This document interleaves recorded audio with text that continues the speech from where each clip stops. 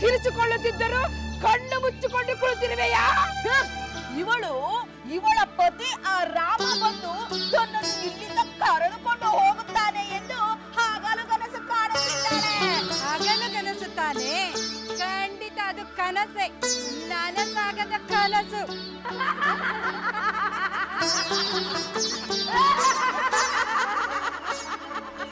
ಒಂದು ವೇಳೆ ಆ ರಾಮ ಇಲ್ಲಿಗೆ ಬಂದರೂ ಕೂಡ ನಮ್ಮ ಪ್ರಭುಗಳಾದ ರಾವಣನ ಕೈಯಲ್ಲಿ ಪ್ರಾಣಾರ್ಪಣೆ ಮಾಡಬೇಕಾಗುತ್ತದೆ.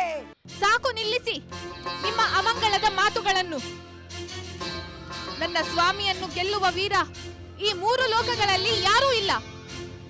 ಈ ನಿಮ್ಮ ದುಷ್ಟ ಪ್ರಭು ವೀರನೇ ಆಗಿದ್ದರೆ ನನ್ನ ಪತಿ ಮತ್ತು ಲಕ್ಷ್ಮಣ ಇಲ್ಲದಿದ್ದಾಗ ಕಪಟ ವೇಷದಿಂದ ಕಳ್ಳನಂತೆ ನನ್ನನ್ನು ಕದ್ದು ತರುತ್ತಿರಲಿಲ್ಲ.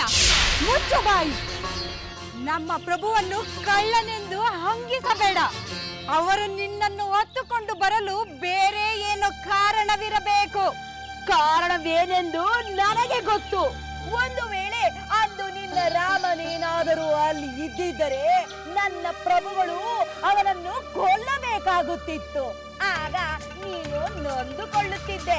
ಅದಕ್ಕೆ ನಮ್ಮ ಪ್ರಭುಗಳು ಯಾರು ಇಲ್ಲದಿರುವ ಸಮಯವನ್ನು ನೋಡಿ ನಿನ್ನನ್ನು ಇಲ್ಲಿಗೆ ಕರೆದು ತಂದಿರುವುದು. ನಿನ್ನ ಮಾತು ನಿಜ. ಬ್ರಹ್ಮನಿಂದಲೇ ಹೊರಪಡೆದ ನಮ್ಮ ರಾವಣ ಪ್ರಭುಗಳು ಯಾರಿಗೂ ಎದುರಬೇಕಾಗಿಲ್ಲ. ಹೌದೇನು? ಮಹಾವೀರರಾದ ನಿಮ್ಮ ಪ್ರಭು ವಾಲಿಯನ್ನೇಕೆ ಗೆಲ್ಲಲಿಲ್ಲ? ಅವನಿಂದ ಸೋತ ವಿಷಯ ಸುಳ್ಳೇನು? ಆ ಕಾರಣದಿಂದಲೇ ತಾನೇ ವಾಲಿಯ ಸ್ನೇಹ ಮಾಡಿಕೊಂಡದ್ದು. ಅಂತಹ ವಾಲಿಯನ್ನೇ ನನ್ನ ಸ್ವಾಮಿ ರಾಮಚಂದ್ರ ಸಂಹಾರ ಮಾಡಿದ್ದಾರೆ. ಏನು? ನಮ್ಮ ಪ್ರಭುಗಳ ಸ್ನೇಹಿತರಾದ ವಾಲಿಯರ ಸಂಹಾರವಾಯಿತೆ. ಇನ್ನಾದರೂ ನಿಮ್ಮ ಪ್ರಭುವಿನ ಸುಳ್ಳು ಪರಾಕ್ರಮದ ಕಥೆಗಳನ್ನು ನನ್ನೆದುರು ಹೇಳಬೇಡಿ. ಸೀತೆ, ಅದನ್ನು ಹೇಳಲು ನಿನಗೆಷ್ಟು ಧೈರ್ಯ? ನೀನಾರು ಹೇಳುತ್ತಲೇ ಇರುತ್ತೇವೆ. ನಮ್ಮ ಪ್ರಭುಗಳಿಗೆ ನೀನು ಒಲಿದು ಬರುವ ತನಕ ಅವರ ಪರಾಕ್ರಮದ ಕಥೆಗಳನ್ನು ಮತ್ತೆ ಮತ್ತೆ ಮತ್ತೆ ಹೇಳುತ್ತಲೇ ಇರುತ್ತೇವೆ. ಸೀತೆಯ ಕಾಣದೆ ಸೊರಗಿಹುದೇ ವಾನರ ಸೇನೆಯು ಬಳಲಿಹುದೇ. ಸೀತೆಯ ಕಾಣದೆ ಸೊರಗಿಹುದೇ ವಾನರ ಸೇನೆಯು ಬಳಲಿಹುದೇ. ರಾಜ ಸುಗ್ರೀವನು ಕೊಟ್ಟಿಹ ಗಡುವು ಮೀರುತ್ತಿರೆ ಕಂಗೆಟ್ಟಿಹುದೇ. ರಾಜ ಸುಗ್ರೀವನು ಕೊಟ್ಟಿಹ ಗಡುವು ಮೀರುತ್ತಿರೆ ಕಂಗೆಟ್ಟಿಹುದೇ. ವಾನರ ಸೇನೆಯು ಕಂಗೆಟ್ಟಿಹುದೇ. ಸೀತೆಯ ಕಾಣದೆ ಸೊರಗಿಹುದೇ ವಾನರ ಸೇನೆಯು ಬಳಲಿಹುದೇ. ಒಂದೊಂದು ದಿಕ್ಕಿಗೂ ಒಂದೊಂದು ಪಡೆಯು ಎಲ್ಲೆಡೆ ಹುಡುಕುತ್ತ ವಾನರ ನಡೆಯು. ಒಂದೊಂದು ದಿಕ್ಕಿಗೂ ಒಂದೊಂದು ಪಡೆಯು ಎಲ್ಲೆಡೆ ಹುಡುಕುತ್ತ ವಾನರ ನಡೆ. ಎಡೆಬಿಡದೆಲೆ ಸೀತೆಯ ಹುಡುಕಲು ಫಲ ಕಾಣದಿದೆ ಚಿಂತಾಕ್ರಾಂತವು. ಎಡೆಬಿಡದೆಲೆ ಸೀತೆಯ ಹುಡುಕಲು ಫಲ ಕಾಣದಿರೆ ಚಿಂತಾಕ್ರಾಂತವು. ಸೀತೆಯ ಕಾಣದೆ ಚಿಂತಾಕ್ರಾಂತವು. ಸೀತೆಯ ಕಾಣದೆ ಸೊರಗಿಹುದೇ ವಾನರ ಸೇನೆಯು ಬಳಲಿಹುದೇ. ರಾಮಚಂದ್ರ, ನಾನು ನನ್ನ ವಾನರ ವೀರರಿಗೆ ಸೀತಾನ್ವೇಷಣೆ ಕಾರ್ಯವನ್ನು ಮುಗಿಸಿ ಹಿಂದಿರುಗಲು 1 ತಿಂಗಳ ಅವಧಿ ನೀಡಿದ್ದು ಸತ್ಯ. ಆ ಅವಧಿ ಇಷ್ಟರಲ್ಲೇ ಮುಗಿಯುತ್ತಿರುವುದೂ ಸತ್ಯ. ಆದರೆ ನೀನು ನಿರಾಸೆ ಪಡಬೇಡ ರಾಮಚಂದ್ರ. ನನಗೆ ಭರವಸೆ ಇದೆ. ನಮ್ಮ ವಾನರ ವೀರರಲ್ಲಿ ಯಾರಾದರೊಬ್ಬರು ಸೀತಾದೇವಿ ಸುದ್ದಿಯನ್ನು ತಂದೆ ತರುತ್ತಾರೆ. ಆದರೆ ಸುಗ್ರೀವ, ವಾನರ ವೀರರು ಹೊರಟ ಉತ್ಸಾಹವನ್ನು ನೋಡಿದಾಗ 1 ತಿಂಗಳ ಗಡುವು ಹೆಚ್ಚಾಗುವುದೇನೋ, 1-2 ವಾರದಲ್ಲಿ ಯಶಸ್ವಿಯಾಗಿ ಹಿಂದಿರುಗಿ ಬರುತ್ತಾರೆ ಎಂಬ ಭಾವನೆ ಬರುತ್ತಿತ್ತು. ಲಕ್ಷ್ಮಣ, ವಾನರ ವೀರರು ಕಡೆಯ ಕ್ಷಣದವರೆಗೂ ತಮ್ಮ ಪ್ರಯತ್ನವನ್ನು ಮುಂದುವರಿಸುತ್ತಿರಬಹುದು. ಅವರು ಮಾಡಬೇಕಾದ ಕಾರ್ಯ ನಾವು ಅಂದುಕೊಂಡಷ್ಟು ಸುಲಭವಲ್ಲ. ಅಸಾಮಾನ್ಯನಾದ ಆ ರಾವಣ ಸುಲಭವಾಗಿ ಎಲ್ಲರ ಕಣ್ಣಿಗೆ ಬೀಳುವಂತೆ ಸೀತೆಯನ್ನು ಇರಿಸಿರುತ್ತಾನೆ. ನಿನ್ನ ಮಾತು ನಿಜ ರಾಮಚಂದ್ರ. ನಮ್ಮ ವಾನರರಿಗೆ ವಹಿಸಿರುವ ಪ್ರದೇಶವು ಬಹಳ ವಿಸ್ತಾರವಾದುದು. ಅಲ್ಲಿ ಅವರಿಗೆ ಏನು ಅಡ್ಡಿಗಳಾಗಿರಬಹುದು ಯಾರು ಬಲ್ಲ. ಜೊತೆಗೆ ರಾಕ್ಷಸರ ಮಾಯೆಯು ಅವರಿಗೆ ತೊಂದರೆಯನ್ನುಂಟು ಮಾಡಿರಬಹುದು. ಏನೇ ಆದರೂ ಸೀತಾನ್ವೇಷಣೆಯ ಕಾರ್ಯವಂತೂ ವಿಫಲವಾಗುವುದಿಲ್ಲ ಎಂಬ ನಂಬಿಕೆ ನನಗಿದೆ.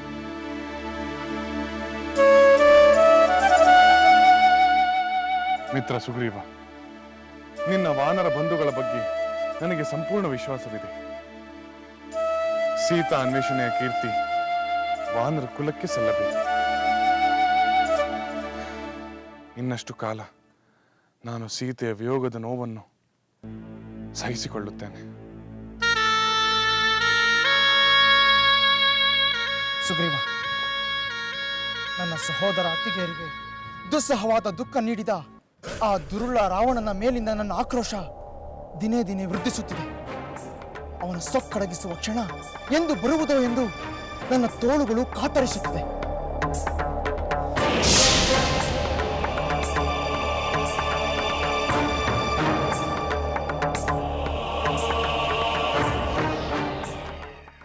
ಈ ಮಹಾವೀರ ಸೋದರರ ಕೋಪವಾಗಲಿ ಆಕ್ರೋಶವಾಗಲಿ ಮಿತಿ ಮೀರಿದರೆ ಈ ಲೋಕವೇ ಅಲ್ಲೋಲ ಕಲ್ಲೋಲವಾಗದಿರುತ್ತದೆಯೇ? ಅಷ್ಟರಲ್ಲಿ ನಮ್ಮ ವಾನರ ಸೈನ್ಯವು ಸೀತಾದೇವಿಯನ್ನು ಹುಡುಕಬೇಕು.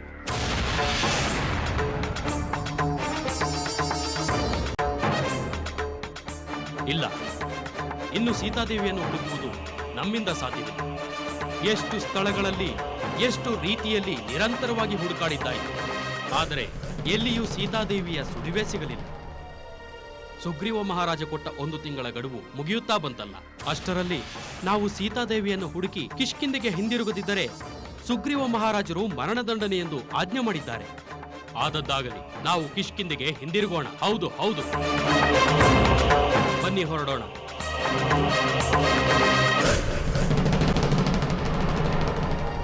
ಲೋಕದಲ್ಲಿ ಪ್ರತಿಯೊಂದು ಜೀವಿಯೂ ಯಮನಿಗೆ ವಶವಾಗಲೇಬೇಕು ಅಂತ ಯಮನನ್ನೇ ನಮ್ಮ ಪ್ರಭುಗಳು ಸೋಲಿಸಿದಿರೆಂದು ನಿನಗೆ ಗೊತ್ತಿಲ್ಲವೇ?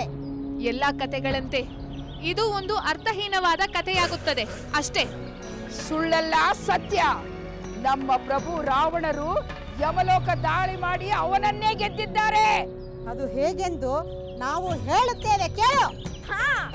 ಒಂದು ಸಲ ನಮ್ಮ ಪ್ರಭು ರಾವಣೇಶ್ವರರು ಭೂಲೋಕದಲ್ಲಿ ದೊರೆ ಎಂದು ಮೆರೆಯುತ್ತಿದ್ದ ರಾಜರುಗಳನ್ನು ಸೋಲಿಸುವ ಸಲುವಾಗಿ ಆಕಾಶ ಮಾರ್ಗವಾಗಿ ಸಾಗುತ್ತಿದ್ದರು. ಆಗ ಅವರೆದುರಿಗೆ ನಾರದ ಮಹರ್ಷಿ ಬಂದ. ಅವನು ನಮ್ಮ ಪ್ರಭುಗಳಿಗೆ ಒಂದು ಮಾತು ಹೇಳಿದ. ಅದೇನೆಂದು ನಿನಗೆ ಗೊತ್ತೇ?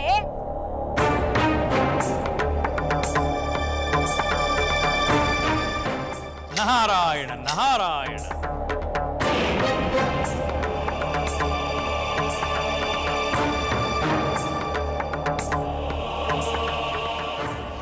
ನಾರದ ಮಹರ್ಷಿಗಳಿಗೆ ಪ್ರಣಾಮಗಳು. ದಶಕಂಠ ರಾವಣ, ಲಂಕಾಧೀಶ, ದಿನಗಳೆದಂತೆ ನಿನ್ನ ಪರಾಕ್ರಮ ಇನ್ನಷ್ಟು ಮತ್ತಷ್ಟು ಪ್ರಕಾಶಿಸುತ್ತಿರುವುದನ್ನು ಕಂಡು ನನಗೆ ಸಂತೋಷವಾಗುತ್ತಿದೆ. ನಿನ್ನ ವಿಜಯ ಯಾತ್ರೆಯನ್ನು ಕಂಡು ನನಗೆ ಹೆಮ್ಮೆ ಎನಿಸುತ್ತಿದೆ. ಈಗ ನಿನ್ನ ದಂಡಯಾತ್ರೆ ಯಾವ ಕಡೆಗೆ? ಭೂಲೋಕದಲ್ಲಿ ದೊರೆಗಳೆಂದು ಮೆರೆಯುತ್ತಿರುವ ಎಲ್ಲ ರಾಜರುಗಳನ್ನು ಜಯಿಸಲು ಹೊರಟಿದ್ದೇನೆ. ಯಾರೊಬ್ಬರೂ ಉಳಿಯಕೂಡದು. ರಾವಣ, ನೀನು ಶಾಂತನಾಗಿ ಕೇಳಿದರೆ ನಾನು ನಿನಗೊಂದು ಮಾತು ಹೇಳಲೇ? ಹೇಳು ನಾರದ. ನನಗೆ ಅನುಕೂಲವಾಗಿದ್ದರೆ ಕೇಳುವುದರಲ್ಲಿ ನನ್ನ ಅಭ್ಯಂತರವೇನಿಲ್ಲ. ನಿನಗೆ ಕೇಡಾಗುವ ಮಾತನ್ನು ಹೇಳುತ್ತೇನೆಯೇ? ಅಲ್ಲವಯ್ಯ, ದೇವತೆಗಳೂ ನಿನ್ನನ್ನು ವಧಿಸಲು ಸಾಧ್ಯವಿಲ್ಲ. ಅಂದ ಮೇಲೆ ವೃಥಾ ಭೂಲೋಕದವರ ಮೇಲೆ ನಿನ್ನ ವಕ್ರದೃಷ್ಟಿ ಏಕೆ? ಮೃತ್ಯುವಿನ ವಶದಲ್ಲಿರುವ ಭೂಲೋಕ ನೀನು ವಧಿಸುವ ಮೊದಲೇ ಮೃತ್ಯುವಿನಿಂದ ವಧಿಸಲ್ಪಟ್ಟಿದೆ. ಅಂದರೆ ನಾನು ಭೂಲೋಕದ ರಾಜರನ್ನು ಜಯಿಸಬಾರದು ಎಂದಲೇ ನಿಮ್ಮರ್ಥ? ಅದರಿಂದ ಯಾವ ಪುರುಷಾರ್ಥಕ ಸಾಧನೆಯಾಗುತ್ತದೆ? ದೇವ ದಾನವ ಯಕ್ಷ ಗಂಧರ್ವರಿಂದ ಅವಧ್ಯನಾದ ನೀನು ಬಡಪಾಯಿ ಮಾನವರನ್ನು ಪೀಡಿಸುವುದು ನನಗೇಕೋ ಸರಿ ಕಾಣುತ್ತಿಲ್ಲ ರಾವಣ. ಏಕೆ ಸರಿ ಕಾಣುತ್ತಿಲ್ಲ? ಭೂಲೋಕದಲ್ಲಿ ಹುಲು ಮಾನವರು ಮಹಾ ವ್ಯಸನಗಳಿಂದ ತುಂಬಿದ್ದಾರೆ. ಮುಪ್ಪಿನಿಂದ ರೋಗ ರುಜಿನಗಳಿಂದ ನರಳುತ್ತಿದ್ದಾರೆ. ಮೃತ್ಯು ಅವರನ್ನು ನೆರಳಿನಂತೆ ಸದಾ ಹಿಂಬಾಲಿಸುತ್ತಿರುತ್ತದೆ. ಅಂಥವರನ್ನು ಸಂಹರಿಸುವುದು ವೀರನಾದವನಿಗೆ ಶೋಭೆಯಲ್ಲ.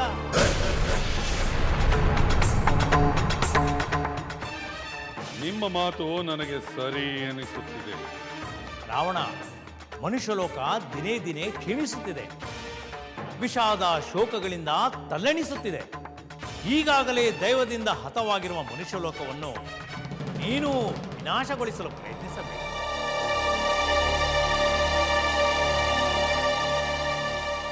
ರಾವಣ, ನೀನು ಕೊಲ್ಲಲಿ ಬಿಡಲಿ, ಮನುಷ್ಯರೆಲ್ಲ ಯಮನ ಮನೆಗೆ ಹೋಗಲೇಬೇಕು.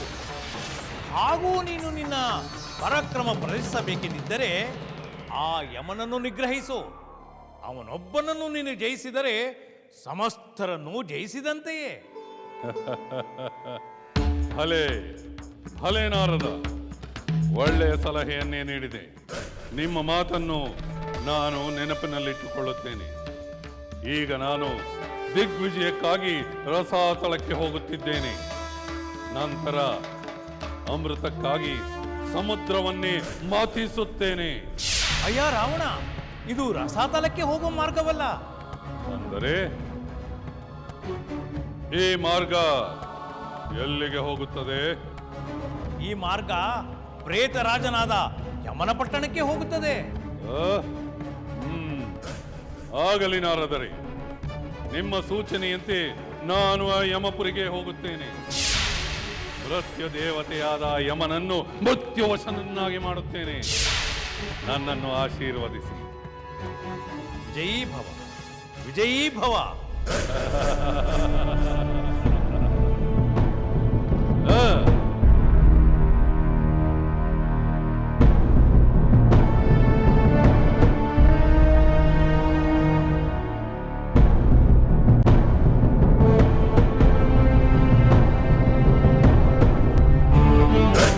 ನಾರಾಯಣ ನಾರಾಯಣ. ಎಲೆ ಸೀತೆ, ನೋಡಿದೀಯಾ? ಆ ಯಮನನ್ನು ಗೆಲ್ಲುವಂತೆ ಆ ನಾರದನೇ ಹೇಳಿದ. ರಾವಣ ಪ್ರಭುಗಳ ಫಲವೆಷ್ಟೆಂದು ತಿಳಿದುಕೊಂಡೇ ನಾರದರು ಈ ಮಾತುಗಳನ್ನು ಹೇಳಿರುತ್ತಾರೆ. ಸರ್ವ ಜೀವಿಗಳಿಗೂ ಮೃತ್ಯುವಾದ ಆ ಯಮನನ್ನೇ ಗೆಲ್ಲಲು ಹೊರಟ ನಮ್ಮ ಪ್ರಭುವಿನ ಮುಂದೆ ಯಾರು ತಾನೇ ನಿಲ್ಲಬಲ್ಲರು? ಗೆಳತಿಯರೇ, ನನಗೆ ತುಂಬಾ ಹೊಟ್ಟೆ ಹಸಿವಾಗಿದೆ. ಬನ್ನಿ, ಮೊದಲು ಹೋಗಿ ಏನಾದರೂ ತಿಂದು ಬರೋಣ. ನಂತರ ಇವಳಿಗೆ ಆ ಕಥೆಯನ್ನು ಹೇಳೋಣ.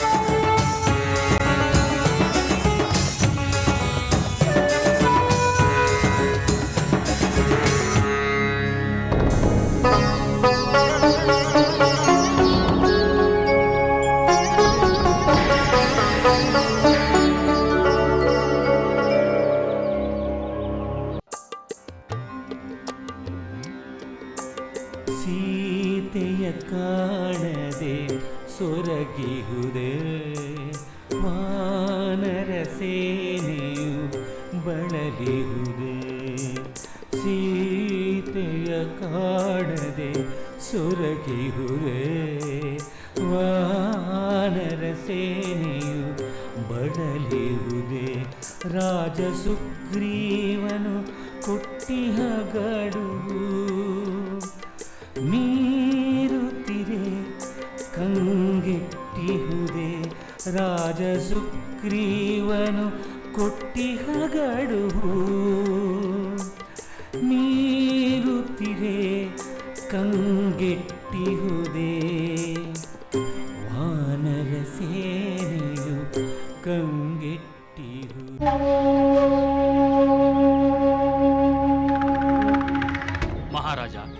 ನಿಮಗೆ ನಮ್ಮ ಮುಖವನ್ನು ತೋರಿಸಲು ನಾಚಿಕೆಯಾಗುತ್ತಿದೆ. ನಾವು ಬರಿಗೆಯಲ್ಲಿ ಬರಬೇಕಾಯಿತು. ತಮ್ಮ ಆಜ್ಞೆಯಂತೆ ನಾವು ಇಲ್ಲಿಂದ ಪ್ರಯಾಣ ಮಾಡಿ ವಾಯುವೇಗದಲ್ಲಿ ಸಂಚರಿಸಿದೆವು. ನೀವು ಸೂಚಿಸಿದ್ದ ಎಲ್ಲಾ ಪ್ರದೇಶಗಳನ್ನು ಶೋಧಿಸಿದೆವು. ಯಾವ ಪರ್ವತವನ್ನೂ ಬಿಡಲಿಲ್ಲ. ಅರಣ್ಯ, ನದಿ, ತೀರಗಳಲ್ಲೆಲ್ಲ ಹುಡುಕಿದೆವು. ಗಹನವಾದ ಅರಣ್ಯಗಳು, ಬೆಟ್ಟ, ಗುಡ್ಡಗಳು ಒಂದೂ ಬಿಡದೆ ಎಲ್ಲವನ್ನೂ ಹುಡುಕಿದೆವು. ದೊಡ್ಡ ದೊಡ್ಡ ಗಾತ್ರದ ಪ್ರಾಣಿಗಳನ್ನೆಲ್ಲ ರಾವಣನಿರಬಹುದೆಂದು ಪರೀಕ್ಷಿಸಿದೆವು. ಅಡ್ಡ ಬಂದ ಪ್ರಾಣಿಗಳನ್ನ ಸಂಹರಿಸಿದೆವು. ಎಲ್ಲ ಪ್ರದೇಶಗಳಲ್ಲೂ ಒಂದಲ್ಲ 4 ಬಾರಿ ಶೋಧಿಸಿದೆವು. ಪ್ರಯೋಜನವಾಗಲಿಲ್ಲ. ನಗರ, ಗ್ರಾಮಗಳು ಎಲ್ಲವನ್ನೂ ನೋಡಿದೆವು. ಆದರೂ ಎಲ್ಲಿಯೂ ಸೀತಾದೇವಿಯ ಸುಳಿವಾಗಲಿ ರಾವಣನ ಸುಳಿವಾಗಲಿ ಸಿಗಲಿಲ್ಲ.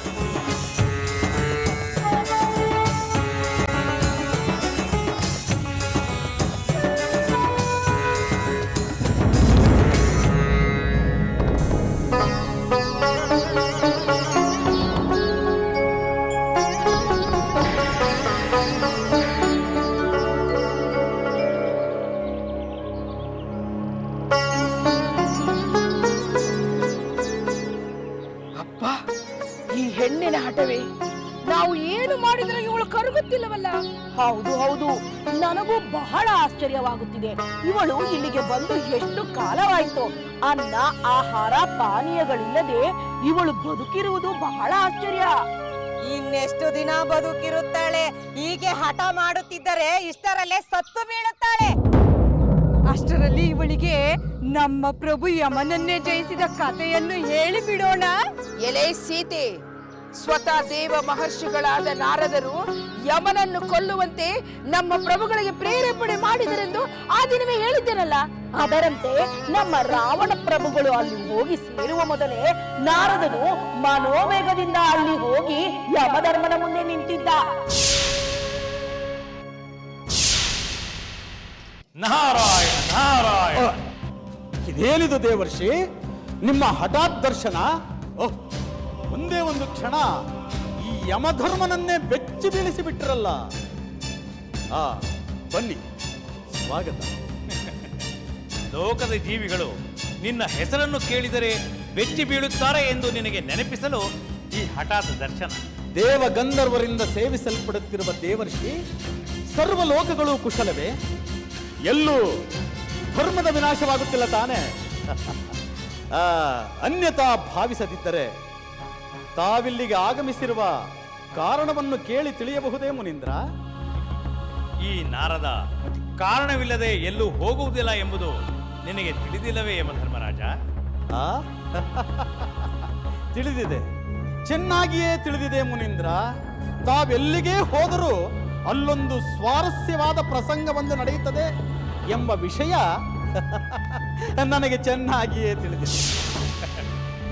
ನಾನು ಸೃಷ್ಟಿಸುವ ಎಲ್ಲ ಪ್ರಸಂಗಗಳ ಫಲಿತಾಂಶವು ಧರ್ಮ ರಕ್ಷಣೆ, ಲೋಕ ಕಲ್ಯಾಣ ತಾನೆ. ಲೋಕ ಕಲ್ಯಾಣವೇ? ಅಂತಹ ಲೋಕ ಕಲ್ಯಾಣದ ಯಾವ ಮಹತ್ ಕಾರಣಕ್ಕಾಗಿ ತಾವಿಲ್ಲಿಗೆ ಆಗಮಿಸಿದ್ದೀರಿ ಹೇಳಿ ಮುನೀಂದ್ರ. ಯಮಧರ್ಮ, ನಿನಗೊಂದು ಮುಖ್ಯವಾದ ವಿಷಯವನ್ನು ತಿಳಿಸಲು ನಾನು ಇಲ್ಲಿಗೆ ಬಂದಿದ್ದೇನೆ. ಅದನ್ನು ಕೇಳಿದ ಮೇಲೆ ತಕ್ಕ ಉಪಾಯವನ್ನು ನೀನೇ ಯೋಚಿಸು. ಅದೇನದು ಹೇಳಿ ಮುನೀಂದ್ರ.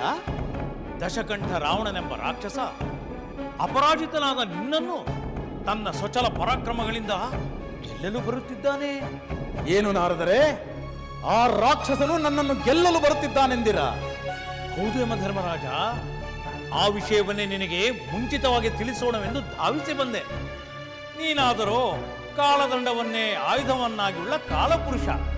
ಅಂದ ಮೇಲೆ ಆ ರಾಕ್ಷಸನ ದಾಳಿಯಿಂದ ಯಾವ ಹಾನಿ ಆದೀತು ಅಲ್ಲವೇ? ಚಿಂತಿಸಬೇಡಿ ನಾರದರೆ, ಚಿಂತಿಸಬೇಡಿ. ಅವನು ಬರಲಿ. ಮಹಾಪರಾಕ್ರಮಶಾಲಿಗಳಾದ, ಮೃತ್ಯು ಸಮಾನರಾದ ನನ್ನ ಲೋಕದ ಸೈನ್ಯವು ಆ ದುರಹಂಕಾರಿಯಾದ ರಾವಣನನ್ನು ಯಮಲೋಕದ ದ್ವಾರದಲ್ಲಿಯೇ ತಡೆದು ನಾಶ ಮಾಡುತ್ತದೆ. ನಿನ್ನ ಆತ್ಮವಿಶ್ವಾಸವನ್ನು ನಾನು ಮೆಚ್ಚುತ್ತೇನೆ ಯಮಧರ್ಮ. ಆದರೆ ಎಂಬ ಅರ್ಧೋಕ್ತಿ ಏಕೆ ನಾರದರೆ? ಅವನು ನನ್ನನ್ನು ಪರಾಭವಗೊಳಿಸನೆಂಬ ಸಂದೇಹವೇ ನಿಮಗೆ? ನಿನ್ನಿಂದ ಅವನು ಪರಾಭವಗೊಳ್ಳುತ್ತಾನೋ, ಅವನಿಂದ ನೀನು ಪರಾಭವಗೊಳ್ಳುತ್ತೀಯೋ ಆ ರಾವಣ ಇಲ್ಲಿಗೆ ಬಂದ ಮೇಲೆ ಗೊತ್ತಾಗುತ್ತದೆ. ಆ ಕುತೂಹಲ ನನಗೂ ಇದೆ. ಅಂದರೆ ಇಲ್ಲಿ ನಿಮ್ಮ ಮನರಂಜನೆಯ ಪ್ರಸಂಗವೊಂದು ನಡೆಯುತ್ತದೆ ಅಲ್ಲವೇ? ನೋಡು ನೋಡು, ಇದನ್ನು ನಾನೇ ಸೃಷ್ಟಿಸಿದ ಪ್ರಸಂಗವೆಂದು ಪರೋಕ್ಷವಾಗಿ ಹೇಳುತ್ತಿದ್ದೀಯೆ. ಇರಲಿ ಇರಲಿ, ನಾನಂತೂ ಇಲ್ಲಿಯೇ ಕದ್ದು ನೋಡುತ್ತಿರುತ್ತೇನೆ, ನೀನು ತಪ್ಪು ತಿಳಿಯಬೇಡ. ನೋಡಿ ನೋಡಿ, ಇದರಲ್ಲಿ ನನ್ನ ಅಭ್ಯಂತರವೇನೂ ಇಲ್ಲ. ನಾರಾಯಣ ನಾರಾಯಣ. ಎಲೆ ಸೀತೆ, ನಮ್ಮ ಪ್ರಭುಗಳ ಪರಾಕ್ರಮದ ಬಗ್ಗೆ ನಾರದರು ಪರೋಕ್ಷವಾಗಿ ಹೇಳಿದರೂ ಅರ್ಥ ಮಾಡಿಕೊಳ್ಳದ ಆ ಯಮ ನಾನೇ ಮೃತ್ಯು ದೇವತೆ ಎಂಬ ಅಹಂಕಾರದಿಂದ ಉದಾಸೀನಗೊಂಡ. ನಮ್ಮ ಪ್ರಭು ರಾವಣೇಶ್ವರರ ಪರಾಕ್ರಮವೇನು ಸಾಮಾನ್ಯವೇ? ಅವರು ಯಮಲೋಕಕ್ಕೆ ನುಗ್ಗಿ ಹೋದರು. ಅಡ್ಡ ಬಂದ ಸೈನಿಕರನ್ನು, ಯಮ ಕಿಂಕರರನ್ನು ಸಾಯುವಂತೆ ಬಡಿದು ದಿಕ್ಕಾಪಾರಾಗಿ ಓಡುವಂತೆ ಮಾಡಿದರು. ಆಮೇಲೆ ಏನು ಮಾಡಿದರು ಗೊತ್ತೇ? ಇವಳಿಗೇನು ಗೊತ್ತು? ನಾವು ಹೇಳಿದರೆ ತಾನೇ ಗೊತ್ತಾಗುವುದು. ಸೈನ್ಯವನ್ನು ಬಗ್ಗು ಬಡಿದ ನಮ್ಮ ಪ್ರಭುಗಳು ಅಟ್ಟಹಾಸದಿಂದ ವಿಜೃಂಭಿಸುತ್ತಾ ಯಮನ ಮುಂದೆ ದುತ್ತೆಂದು ನಿಂತರು. ಆಮೇಲೆ ಏನಾಯಿತೆಂದು ಹೇಳೆ. ನನಗೆ ನಿದ್ರೆ ಬರ್ತಾ ಇದೆ ಗೆಳತಿಯರೇ. ನಿದ್ರೆ ಮಾಡಿ ಎದ್ದ ಮೇಲೆ ಉಳಿದ ಕಥೆಯನ್ನು ಹೇಳೋಣ.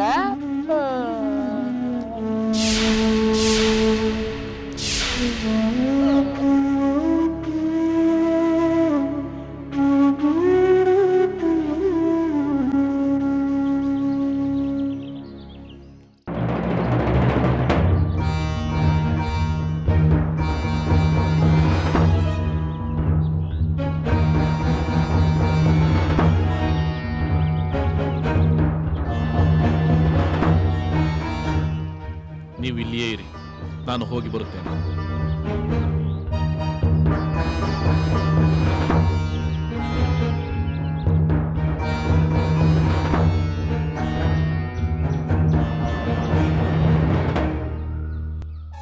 ರಾಮಚಂದ್ರನಿಗೆ ವಂದನೆಗಳು. ಲಕ್ಷ್ಮಣ, ನಿನಗೂ ವಂದನೆಗಳು. ನಿನಗೂ ವಂದನೆಗಳು ಸುಗ್ರೀವ. ಬಾ, ಕುಳಿತುಕೋ.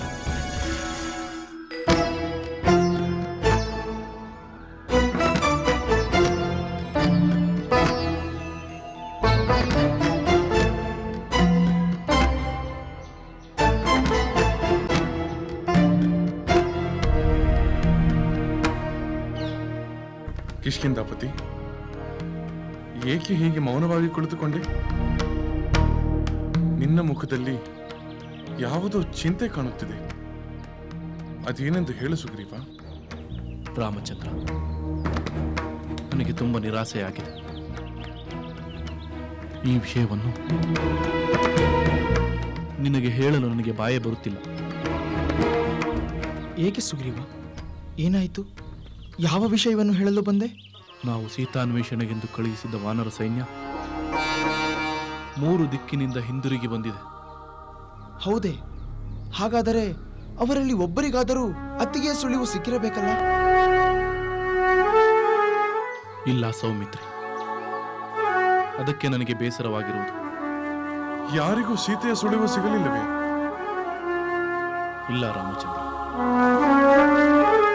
ಅವರೆಲ್ಲ ನಾನು ಹೇಳಿದ ಪ್ರದೇಶಗಳನ್ನೆಲ್ಲ ತೀವ್ರವಾಗಿ ಶೋಧಿಸಿ ಹಿಂದಿರುಗಿದ್ದಾರೆ.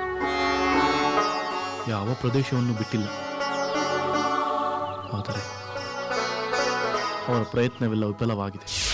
ಸುಗ್ರೀವ, ಅವರು ಹಿಂದಿರುಗಿ ಬರುವ ಬದಲು ಇನ್ನಷ್ಟು ವಿವರವಾಗಿ ಹುಡುಕಬಹುದಾಗಿತ್ತಲ್ಲವೇ?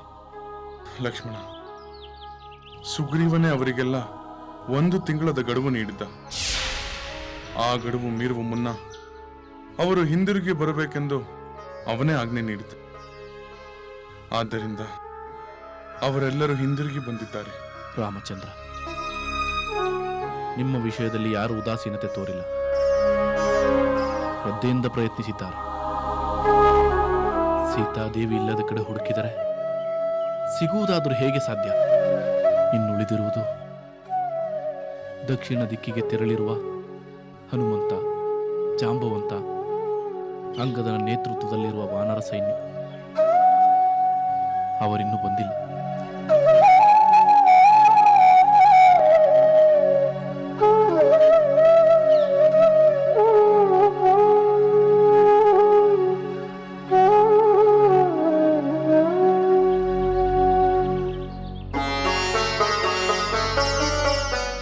ರಾಮಚಂದ್ರ, ನೊಂದುಕೊಳ್ಳಬೇಡ ಸುಗ್ರೀವ. ನಾವು ಪೂರ್ಣವಾಗಿ ನಿರಾಸೆಗೊಳ್ಳುವ ಯಾವ ಕಾರಣವೂ ಇಲ್ಲ. ಸತ್ವಶಾಲಿಯಾದ ನನ್ನ ಪರಮ ಭಕ್ತನಾದ ಕಪಿ ಶ್ರೇಷ್ಠನಾದ ಹನುಮಂತ ತನ್ನ ಪ್ರಯತ್ನದಲ್ಲಿ ಕೃತಕೃತನಾಗುತ್ತಾನೆ ಎಂದು ನನ್ನ ಮನಸ್ಸು ಹೇಳುತ್ತಿದೆ.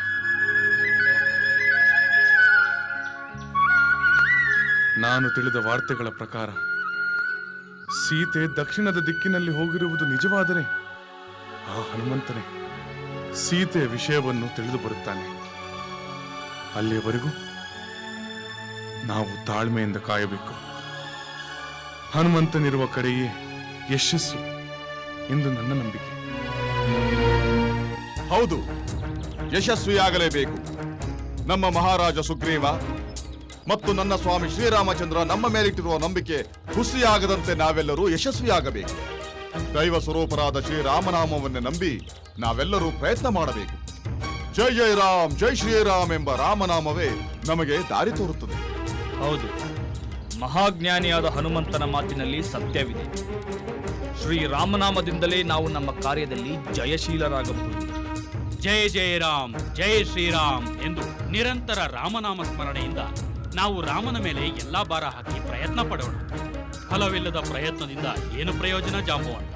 ನಾವುಗಳು ಇಷ್ಟು ದಿನ ನೋಡದ ಸ್ಥಳವಿಲ್ಲ, ಹುಡುಕದ ಪ್ರದೇಶವಿಲ್ಲ. ಆದರೂ ಎಲ್ಲಿಯೂ ಜಾನಕಿ ಕಾಣಲಿಲ್ಲವಲ್ಲ. ಆ ದುರುಳ ದುಷ್ಟ ರಾವಣನಾದರೂ ಕಂಡಿದ್ದರೆ ಅವನನ್ನು ಬಡಿದು ಹೆಡೆಮುರಿ ಕಟ್ಟಿಕೊಂಡು ರಾಮನ ಬಳಿಗೆ ಹೊತ್ತುಕೊಂಡು ಹೋಗಬಹುದಾಗಿತ್ತು. ಆದರೆ ಅವನೆಲ್ಲೂ ಕಾಣಲಿಲ್ಲ. ಈಗಾಗಲೇ ನಮ್ಮ ಮಹಾರಾಜ ಸುಗ್ರೀವ ಕೊಟ್ಟಿದ್ದ ತಿಂಗಳ ಗಡುವು ಮುಗಿದು ಹೋಗಿದೆ. ಇಂದಿನಿಂದ ನಾವು ಕಿಷ್ಕಿಂಧೆಯಲ್ಲಿರೋಣ. ಈಗ ನಿರಾಸೆಯ ಮುಖ ಹೊತ್ತು ಹೋಗುವುದರ ಬದಲು ನಾವು ನಮ್ಮ ಶೋಧ ಕಾರ್ಯದಲ್ಲೇ ತೊಡಗುವುದು ಒಳ್ಳೆಯದು. ಹೌದು, ಸೀತಾದೇವಿಯ ವಿಷಯವನ್ನು ತಿಳಿಯದೆ ಹಿಂದಿರುಗಿ ಹೋಗುವುದರಲ್ಲಿ ಅರ್ಥವೇ ಇಲ್ಲ. ಹೋದರೂ ಸುಗ್ರೀವ ಮಹಾರಾಜರು ಸುಮ್ಮನಿರುವುದಿಲ್ಲ. ಸುಗ್ರೀವ ಮಹಾರಾಜರು ಅಪರಾಧಿಗಳನ್ನು ಬಹುವಾಗಿ ಶಿಕ್ಷಿಸುತ್ತಾರೆ. ಹರಿಗೈಯಲ್ಲಿ ತಡವಾಗಿ ಹೋಗಿ ಮರಣದಂಡನೆಗೆ ಗುರಿಯಾಗುವುದರ ಬದಲು ಸೀತಾನ್ವೇಷಣೆಯಲ್ಲೇ ತೊಡಗುವುದು ಒಳ್ಳೆಯದು. ಎಲ್ಲಿಯವರೆಗೆ ಸೀತಾದೇವಿ ನಮಗೆ ಸಿಗುವುದಿಲ್ಲವೋ ಅಲ್ಲಿಯವರೆಗೂ ನಮ್ಮ ಶೋಧ ಕಾರ್ಯವನ್ನು ನಿಲ್ಲಿಸಬಾರದು. ಮಿತ್ರರೇ, ಅಂಗದನ ಮಾತು ಯಥಾರ್ಥವಾಗಿದೆ. ಅದೇ ಈಗ ನಮ್ಮ ಮುಂದಿರುವ ಮಾರ್ಗ. ಅದನ್ನೇ ನಾವೆಲ್ಲ ಅನುಸರಿಸಬೇಕು. ಇನ್ನಷ್ಟು ಹುಡುಕೋಣ, ಮತ್ತಷ್ಟು ಹುಡುಕೋಣ. ಗಿರಿ, ದುರ್ಗ, ನದಿ, ಅರಣ್ಯ, ನಗರ, ಗ್ರಾಮ ಎಲ್ಲ ಕಡೆಗಳಲ್ಲೂ ಮತ್ತೆ ಮತ್ತೆ ಹುಡುಕೋಣ. ಜೈ ಜೈ ರಾಮ್, ಜೈ ಶ್ರೀರಾಮ್. ಜೈ ಜೈ ರಾಮ್, ಜೈ ಶ್ರೀರಾಮ್. ಜೈ ಜೈ ರಾಮ್, ಜೈ ಶ್ರೀರಾಮ್. ಜೈ ಜೈ ರಾಮ್, ಜೈ ಶ್ರೀರಾಮ್. ಜೈ ಜೈ ರಾಮ್, ಜೈ ಜೈ ರಾಮ್, ಜೈ ಶ್ರೀರಾಮ್. ಜೈ ಜೈ ರಾಮ್, ಜೈ ಶ್ರೀರಾಮ್. ಜೈ ಜೈ ರಾಮ್, ಜೈ ಶ್ರೀರಾಮ್. ಎಲೆ ಸೀತೆ, ನಮ್ಮ ಪ್ರಭುಗಳು ಮೃತ್ಯು ದೇವತೆಯಾದ ಯಮನನ್ನೇ ಗೆದ್ದ ಕಥೆಯನ್ನು ನಿನಗೆ ಹೇಳಿದ್ದೀವಲ್ಲವೇ? ಮೃತ್ಯುವಿನಿಂದ ಇಡೀ ಲೋಕವನ್ನೇ ಹೆದರಿಸುತ್ತಿದ್ದ ಆ ಯಮ ನಮ್ಮ ಪ್ರಭು ಲಂಕಾಧೀಶ್ವರನಿಗೆ ಶರಣಾದ ಕಥೆಯನ್ನು ನೀನು ಕೇಳಲೇಬೇಕು. ಹೇಳು. ಆ ಯಮನ ಭಯಂಕರವಾದ ಅಪಾರ ಸೈನ್ಯವನ್ನೇ ರಾವಣ ಪ್ರಭು ಕ್ಷಣ ಮಾತ್ರದಲ್ಲಿ ಸದೆಬಡಿದರು.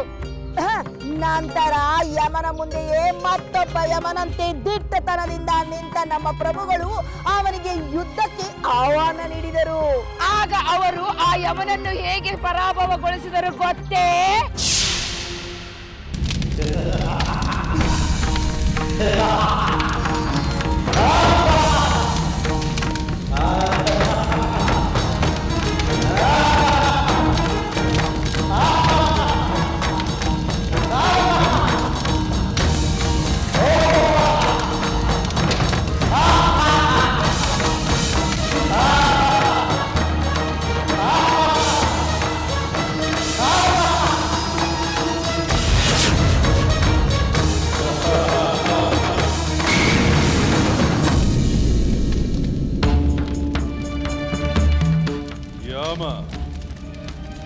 ಕಾಲಯಮ, ಯಮಧರ್ಮ.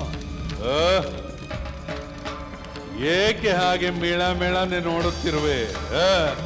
ನಿನ್ನ ಜಂಗಾಬಲ ಉಡುಗಿ ಹೋಯಿತೆ ಅಥವಾ ನನ್ನನ್ನು ಕಂಡು ದಿಗ್ಭ್ರಾಂತನಾಗಿ ಮಾತೆ ಹೊರಡುತ್ತಿಲ್ಲವೇ? ಏನಿದು ಉತ್ಕಟತನ? ಮೃತ್ಯುದೇವತೆಯಾದ ಈ ಯಮಧರ್ಮರೆದುರು ನಿಂತು ನನ್ನನ್ನೇ ಕೆಣಕಿ ನುಡಿಯುವಷ್ಟು ಧೈರ್ಯವೇ ನಿನಗೆ? ಧೀರನಾದ ಈ ರಾವಣನಿಗೆ ಧೈರ್ಯಕ್ಕೇನು ಕೊರತೆ ಯಮ? ಯಮ ಕಿಂಕರರನ್ನು ಕಂಡೊಡನೆ ಲೋಕದ ಜೀವಿಗಳೆಲ್ಲ ಮೃತ್ಯುವಶರಾಗಿ ನಿನ್ನ ಲೋಕಕ್ಕೆ ಬರುತ್ತೇವೆ. ಆಗಿರುವಾಗ ನಾನು ಹೇಗೆ ಬಂದೆನೆಂದು ಆಶ್ಚರ್ಯ ಪಡುತ್ತಿರುವೆಯ?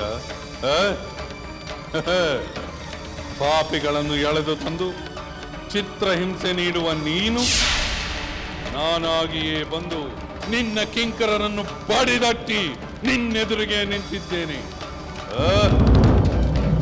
ನನಗೇನು ಶಿಕ್ಷೆ ಕೊಡುವೆ ಯಮ?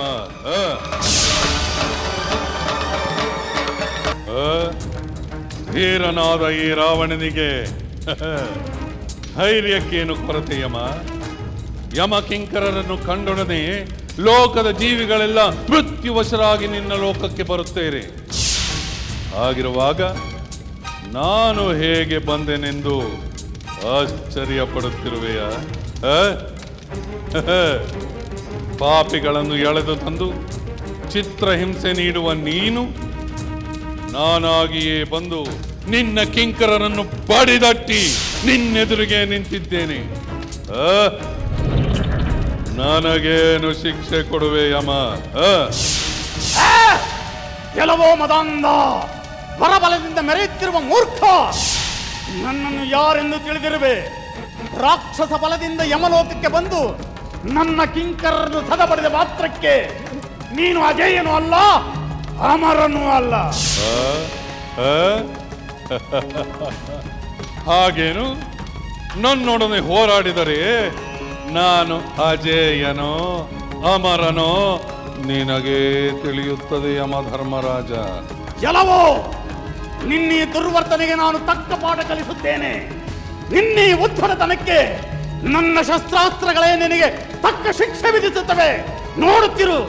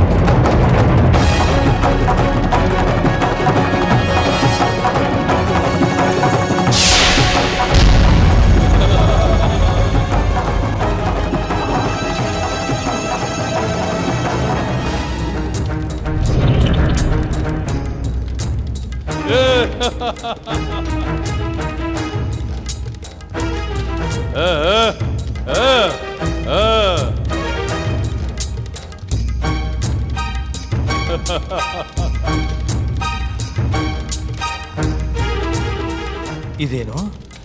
ಯಮನ ಶಸ್ತ್ರಾಸ್ತ್ರಗಳೆಲ್ಲ ರಾವಣನ ಮುಂದೆ ನಿರುಪಯುಕ್ತವಾಗುತ್ತವೆಯಲ್ಲ.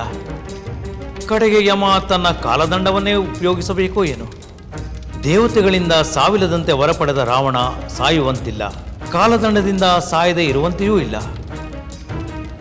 ಈ ಸಮಸ್ಯೆಗೆ ಪರಿಹಾರವೇನು? ಕಾದು ನೋಡೋಣ. ನಾರಾಯಣ ನಾರಾಯಣ. ಎಲೆ ಸೀತೆ, ನೋಡಿದ್ಯಾ ನಮ್ಮ ಮಹಾಪ್ರಭುಗಳ ಮಹಾಶಕ್ತಿಯನ್ನು? ಆ ಯಮನ ಎಲ್ಲ ಆಯುಧಗಳು ನಮ್ಮ ಪ್ರಭುವನ್ನು ಏನು ಮಾಡಲಾಗಲಿಲ್ಲ. ಮೃತ್ಯು ದೇವತೆಯೇ ನಮ್ಮ ಪ್ರಭುಗಳನ್ನು ಏನೂ ಮಾಡಲಾಗಲಿಲ್ಲ ಎಂದ ಮೇಲೆ ಬೇರೆ ಯಾರು ತಾನೇ ಏನು ಮಾಡಲು ಸಾಧ್ಯ? ಇನ್ನು ಅಲ್ಪರಾದ ಮಾನವರು ಏನು ತಾನೇ ಮಾಡಬಲ್ಲರು? ಈಗಲಾದರೂ ನಮ್ಮ ಪ್ರಭುಗಳು ಅಜಯರು ಎಂದು ಒಪ್ಪಿಕೋ. ಜೈ ಸೀತೆ, ಅಂತ ಪರಾಕ್ರಮಶಾಲಿಯಾದ ನಮ್ಮ ಪ್ರಭುಗಳನ್ನು ಒಲಿದು ಧನ್ಯಳಾಗು.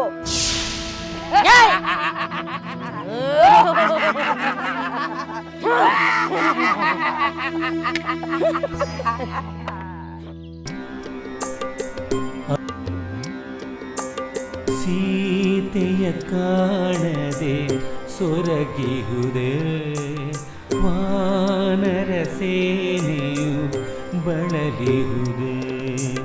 ಸೀತೆಯ ಕಾಣದೆ ಸೊರಗಿಹುದೇ ವಾನರ ಸೇನೆಯು ಬಳಲಿಹುದೇ. ರಾಜ ಸುಗ್ರೀವನು ಕೊಟ್ಟಿಹ ಗಡುವು ಮೀರುತ್ತಿರೆ ಕಂಗೆಟ್ಟಿಹುದೇ. ರಾಜ ಸುಗ್ರೀವನು ಕೊಟ್ಟಿಹ ಗಡುವು ಮೀರುತ್ತಿರೆ ಕಂಗೆಟ್ಟಿಹುದೇ. ವಾನರ ಸೇನೆಯು ಕಂಗೆಟ್ಟಿಹುದೇ. ಸೀತೆಯ ಕಾಣದೆ ಸೊರಗಿಹುದೇ ವಾನರ ಸೇನೆಯು ಬಳಲಿಹುದೇ. ಒಂದೊಂದು ದಿಕ್ಕಿಗೂ ಒಂದೊಂದು ಪಡೆಯು ಎಲ್ಲೆಡೆ ಹುಡುಕುತ್ತ ವಾನರ ನಡೆಯು. ಒಂದೊಂದು ದಿಕ್ಕಿಗೂ ಒಂದೊಂದು ಪಡೆಯು ಎಲ್ಲೆಡೆ ಹುಡುಕುತ್ತ ವಾನರ ನಡೆ. ಎಡೆಬಿಡದೆಲೆ ಸೀತೆಯ ಹುಡುಕಲು ಫಲ ಕಾಣದಿರೆ ಚಿಂತಾಕ್ರಾಂತವು. ಎಡೆಬಿಡದೆಲೆ ಸೀತೆಯ ಹುಡುಕಲು ಫಲ ಕಾಣದಿರೆ ಚಿಂತಾಕ್ರಾಂತವು. ಸೀತೆಯ ಕಾಣದೆ ಚಿಂತಾಕ್ರಾಂತವು. ಸೀತೆಯ ಕಾಣದೆ ಸೊರಗಿಹುದೇ ವಾನರ ಸೇನೆಯು ಬಳಲಿಹುದೇ. ವಾನರ ಶ್ರೇಷ್ಠರೇ, ನಾವೆಲ್ಲ ದಕ್ಷಿಣ ದಿಕ್ಕಿಗೆ ಬಂದು ಪರ್ವತ ಸಮೂಹಗಳಿಂದ ಕೂಡಿರುವ ಎಲ್ಲ ಪ್ರದೇಶಗಳನ್ನು ಹುಡುಕಿ ಹುಡುಕಿ ಬಳಲಿ ಹೋಗಿದ್ದೇವೆ. ಆದರೂ ಸೀತಾ ಮಾತೆ ಸುಳಿವು ಎಲ್ಲಿಯೂ ಸಿಗಲಿಲ್ಲ. ಅದೇ ನನಗೂ ಚಿಂತೆಯಾಗಿದೆ ಯುವರಾಜ.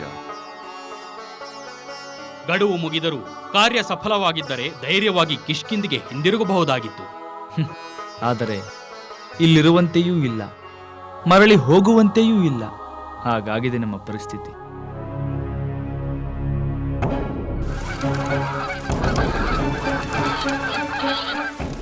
ಅಲ್ಲಿ ನೋಡಿ, ಅಲ್ಲಿ ಕಾಣುತ್ತಿರುವ ಗುಹೆಯಿಂದ ನೀರು ಹಕ್ಕಿಗಳು ಹೊರಗೆ ಹಾರಿ ಬರುತ್ತಿವೆ.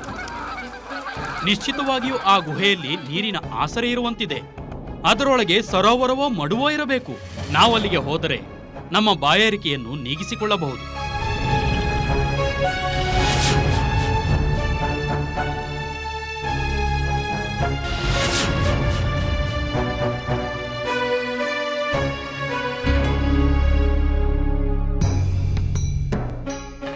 ಬನ್ನಿ ಹೋಗೋಣ. ಜೈ ಶ್ರೀರಾಮ್, ಜೈ ಶ್ರೀರಾಮ್, ಜೈ ಶ್ರೀರಾಮ್, ಜೈ ಶ್ರೀರಾಮ್.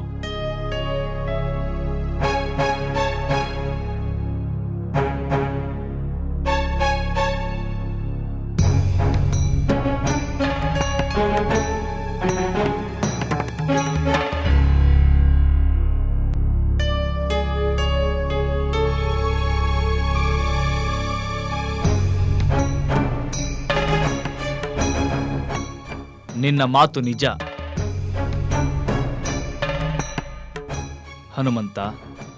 ಎಲ್ಲರೂ ಹಸಿವು ಬಾಯಾರಿಕೆಗಳಿಂದ ಆಯಾಸಗೊಂಡಿದ್ದಾರೆ. ನಮಗೀಗ ಕರ್ತವ್ಯಕ್ಕಿಂತಲೂ ಹಸಿವು ಬಾಯಾರಿಕೆ ಮುಖ್ಯವಲ್ಲ. ಹೌದು, ಆದರೆ ಹುಡುಕಾಡಲು ಚೈತನ್ಯ ಬೇಕು. ಸದ್ಯದಲ್ಲಿ ಬಾಯಾರಿಕೆಯನ್ನು ನಿವಾರಿಸಿಕೊಳ್ಳಲು ನೀರು ಸಿಕ್ಕರೆ ಅದೇ ಅಮೃತ. ಜಾಂಬವಂತ, ಈ ಬಿಲವನ್ನು ಪ್ರವೇಶಿಸಿದರೆ ನಮ್ಮ ಬಾಯಾರಿಕೆಯನ್ನು ಪರಿಹರಿಸಿಕೊಳ್ಳಬಹುದೆಂದು ನಮ್ಮ ವಾನರರು ಭಾವಿಸಿದ್ದಾರೆ. ಹಿರಿಯರಾದ ನೀವು ಒಪ್ಪಿಗೆ ಕೊಟ್ಟರೆ ಈ ಬಿಲವನ್ನು ಪ್ರವೇಶಿಸಬಹುದು. ಹಾಗೇ ಆಗಲಿ ಯುವರಾಜ. ಬಾಯಾರಿಕೆ ನೀಗಿಸುವ ನೀರು ಸಿಗುವುದಾದರೆ ಯಾರು ಬೇಡ ಎನ್ನುತ್ತಾರೆ. ನಡೀರಿ ಹೋಗೋಣ. ಜೈ ಶ್ರೀರಾಮ್ ಜೈ ಜೈ ಶ್ರೀರಾಮ್ ಜೈ ಶ್ರೀರಾಮ್ ಜೈ ಶ್ರೀರಾಮ್ ಜೈ ಶ್ರೀರಾಮ್ ಜೈ ಶ್ರೀರಾಮ್ ಜೈ ಶ್ರೀರಾಮ್ ಜೈ ಶ್ರೀರಾಮ್ ಜೈ ಶ್ರೀರಾಮ್ ಜೈ ಶ್ರೀರಾಮ್ ಜೈ ಶ್ರೀರಾಮ್ ಜೈ ಶ್ರೀರಾಮ್ ಜೈ ಶ್ರೀರಾಮ್.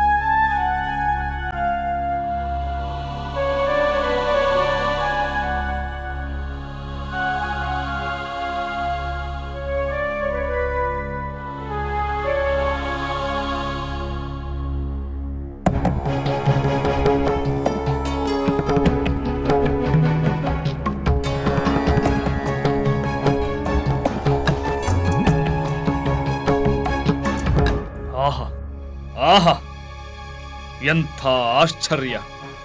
ದಾಹ ತೀರಿಸಿಕೊಳ್ಳಲು ನೀರನ್ನು ಹುಡುಕಿಕೊಂಡು ಬಂದರೆ ಅಷ್ಟೈಶ್ವರ್ಯದ ರಾಶಿಯೇ ಕಾಣುತ್ತಿದೆಯಲ್ಲ. ಬೇಡ, ಅದನ್ನು ಮುಟ್ಟಬೇಡಿ.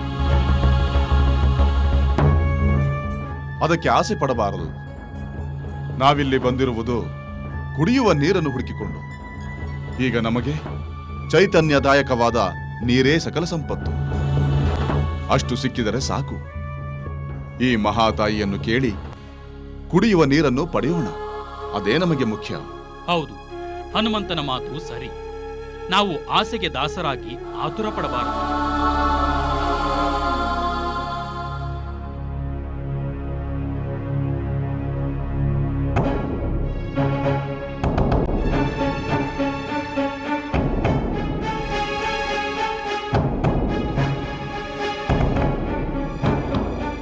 ತಾಯೇ,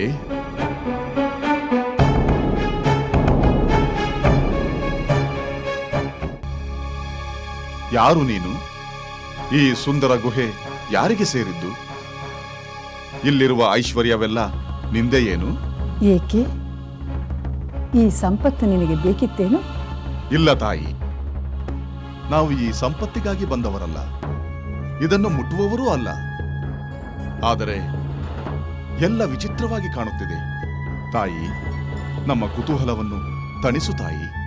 ಬಹಳ ಸಭ್ಯತೆಯಿಂದ ಮಾತಾಡುತ್ತಿರುವ ಮೊದಲು ನೀವ್ಯಾರೆಂದು ತಿಳಿಸಿ. ಇಲ್ಲಿಗೇಕೆ ಬಂದಿರಿ? ತಾಯೇ, ಹಸಿವು ಬಾಯಾರಿಕೆಗಳಿಂದ ಬಸವಳಿದು ಕುಡಿಯಲು ನೀರು ಸಿಗುವುದೆಂದು ವಿಚಾರ ಮಾಡದೆ ಈ ಗುಹೆಯೊಳಗೆ ಪ್ರವೇಶ ಮಾಡಿಬಿಟ್ಟು. ಅಚಾತುರ್ಯವಾಗಿದ್ದರೆ ದಯಮಾಡಿ ಕ್ಷಮಿಸಬೇಕು. ಹೌದು ತಾಯಿ, ನಾವು ಈ ಮಹಾಬಿಲವನ್ನು ಆತುರದಿಂದ ಪ್ರವೇಶ ಮಾಡಿದೆವು. ಆದರೆ ಕತ್ತಲ ದಾರಿಯಲ್ಲಿ ಬಂದಾಗ ನಿನ್ನನ್ನು ಈ ಚಿತ್ರವಿಚಿತ್ರವಾದ ಸಂಪತ್ತನ್ನು ಕಂಡು ದಿಗ್ಭ್ರಾಂತರಾಗಿದ್ದೇವೆ. ತಾಯೇ, ಈಗ ನೀನೇ ನಮಗೆ ಮಾರ್ಗದರ್ಶನ ನೀಡಬೇಕು. ನಾವು ಈ ಗುಹೆಯೊಳಗೆ ಬಹಳ ದೂರ ಬಂದು ಬಿಟ್ಟಿದ್ದೇವೆ. ನಾವು ಎಲ್ಲಿದ್ದೇವೆ, ಹೇಗೆ ಹೊರಗೆ ಹೋಗಬೇಕೆಂಬುದನ್ನು ನೀನೇ ತಿಳಿಸಬೇಕು. ವಾನರ ಶ್ರೇಷ್ಠರೇ, ನಿಮ್ಮ ಸೌಜನ್ಯ, ಸನ್ನಡತೆ, ಸಭ್ಯ ಮಾತುಗಳಿಂದ ನಾನು ಪ್ರಸನ್ನನಾಗಿದ್ದೇನೆ. ನಿಮಗೆ ಈ ಸ್ಥಳದ ವಿಷಯವನ್ನು ತಿಳಿಸುತ್ತೇನೆ. ಹೇಳು ತಾಯಿ, ಕೇಳುವ ಕುತೂಹಲ ನಮಗೂ ಇದೆ. ಮಹಾ ತೇಜಸ್ವಿಯಾದ ಮಾಯಾವಿಯಾದ ಮಯನೆಂಬ ಅಸುರ ಶ್ರೇಷ್ಠನಿದ್ದನು. ಅವನು ತನ್ನ ಮಾಯಾ ಶಕ್ತಿಯಿಂದಲೇ ಈ ಗುಹೆಯನ್ನು, ಈ ಸಂಪತ್ತನ್ನು ನಿರ್ಮಾಣ ಮಾಡಿದ. ಮಯನೆಂದರೆ ದಾನವರ ಮಹಾಶಿಲ್ಪಿಯಲ್ಲವೇ? ಹೌದು, ಅವನೇ ಉತ್ತಮೋತ್ತಮವಾದ ದಿವ್ಯವಾದ ಈ ಗೃಹವನ್ನು ನಿರ್ಮಾಣ ಮಾಡಿದ. ಅವನು ಈ ಗುಹೆಯಲ್ಲಿ ಬ್ರಹ್ಮನನ್ನು ಕುರಿತು 1000 ವರ್ಷಗಳ ಕಾಲ ತಪಸ್ಸನ್ನು ಮಾಡಿ ಅಮೋಘವಾದ ವರವನ್ನು ಪಡೆದ. ವರವೇ? ಆ ಮಹಾವರ ಯಾವುದು ತಾಯಿ? ಆ ವರದ ಪರಿಣಾಮವಾಗಿ ಇಂದ್ರನ ವಶದಲ್ಲಿದ್ದ ಎಲ್ಲ ಸಂಪತ್ತು ಮಯನ ವಶವಾಯಿತು. ಮಹಾಬಲಿಷ್ಠನಾದ ಸಕಲ ಸಂಪತ್ತಿಗೂ ಒಡೆಯನಾಗಿದ್ದ ಮಯ ಸೌಧಗಳನ್ನು, ಸ್ವರ್ಣಖಚಿತ ವೃಕ್ಷಗಳನ್ನು, ಸ್ವರ್ಣ ಕಮಲಗಳುಳ್ಳ ಸರೋವರಗಳನ್ನು ಸೃಷ್ಟಿ ಮಾಡಿದ. ಬಹಳ ಕಾಲ ಇಲ್ಲಿಯೇ ಸಂತೋಷವಾಗಿ ವಾಸವಾಗಿದ್ದ. ಅಂದರೆ ಮಯ ಈಗ ಇಲ್ಲಿಲ್ಲವೇ? ಇಲ್ಲ. ಹೇಮೆ ಎಂಬ ಅಪ್ಸರೆಯಲ್ಲಿ ಅನುರಕ್ತನಾಗಿದ್ದ ಮಯನನ್ನು ಆ ದೇವೇಂದ್ರ ಸಂಹರಿಸಿಬಿಟ್ಟ. ಮಯನ ಮರಣಾನಂತರ ಇಲ್ಲಿರುವ ಎಲ್ಲ ಸಂಪತ್ತನ್ನು ಆ ಬ್ರಹ್ಮದೇವನು ಹೇಮೆಗೆ ವಹಿಸಿಕೊಟ್ಟ. ಹಾಗಾದರೆ ನೀನೇ ಆ ಹೇಮೆಯೇ? ಇಲ್ಲ, ನಾನು ಹೇಮೆಯಲ್ಲ. ನಾನು ಮೇರು ಸಾವರ್ಣಿಯ ಮಗಳು, ಸ್ವಯಂಪ್ರಭೆ ಎಂದು ನನ್ನ ಹೆಸರು. ನಾನು ಹೇಮೆಯ ಭವನದ ರಕ್ಷಕಳು. ನೃತ್ಯ ಗೀತೆಗಳಲ್ಲಿ ವಿಶಾರದಳಾಗಿರುವ ಹೇಮೆ ನನ್ನ ಪ್ರಿಯ ಸಖಿ. ಆದ್ದರಿಂದ ಅವಳಿಗಾಗಿ ನಾನಿಲ್ಲಿದ್ದೇನೆ. ತಾಯಿ ಸ್ವಯಂಪ್ರಭೆ, ಬಾಯಾರಿ ಬಂದಿರುವ ನಮಗೆ ಕುಡಿಯಲು ನೀರು ಸಿಕ್ಕಿದರೆ ಅದೇ ನಮಗೆ ಮಹದೈಶ್ವರ್ಯ. ವಾನರೋತ್ತಮರೇ, ಮೊದಲು ನೀವು ಯಾವ ಕಾರ್ಯ ನಿಮಿತ್ತವಾಗಿ ಇಲ್ಲಿಗೆ ಬಂದಿರಿ? ಯಾರ ಸಲುವಾಗಿ ಇಲ್ಲಿಗೆ ಬಂದಿರುವಿರಿ? ಯಾರಿಗೂ ಕಾಣದ ಈ ಸ್ಥಳ ನಿಮ್ಮ ಕಣ್ಣುಗಳಿಗೆ ಹೇಗೆ ಗೋಚರಿಸಿತು? ತಾಯಿ, ಅದು ಮೊದಲು ನಿಮ್ಮ ಹಸಿವು ಬಾಯಾರಿಕೆಗಳನ್ನು ನೀಗಿಸಿಕೊಂಡು ವಿಶ್ರಮಿಸಿಕೊಳ್ಳಿ. ನಂತರ ಎಲ್ಲವನ್ನೂ ತಿಳಿಸಿ. ಆಗಲಿ ತಾಯಿ.